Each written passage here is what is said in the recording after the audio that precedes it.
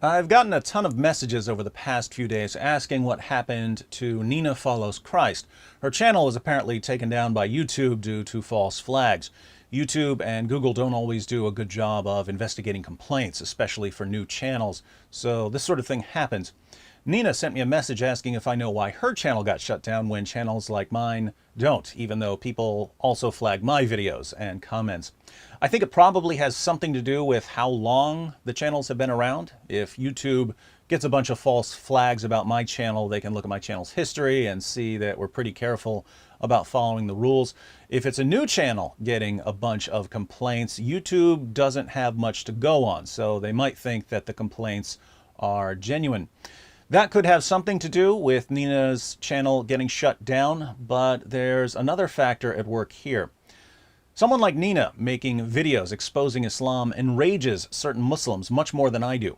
Now, I get messages from keyboard jihadis saying they're going to kill me and kill my kids and rape my wife and rape my mother and burn us alive, blah, blah, blah, blah, blah, all because I make videos exposing Muhammad and the Quran. But Nina's in a different category. She's a former Muslim. I'm not a former Muslim. So we're both under a death sentence for criticizing Islam, but she's under an additional death sentence for leaving Islam. And she's not just a former Muslim, she's also a woman.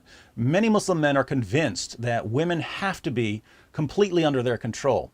This is why we hear about honor killings and female genital mutilation and women and girls having acid thrown in their faces. Some men lose their minds at the thought of a woman talking back to them, and here's a woman talking back to all of them at once.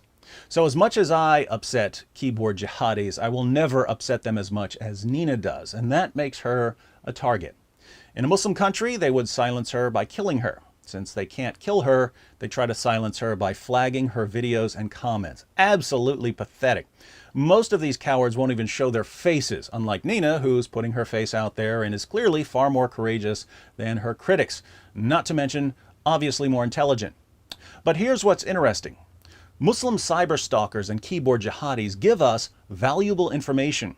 When they organize enough people to get a channel shut down, it's because they view the channel as a threat to Islam.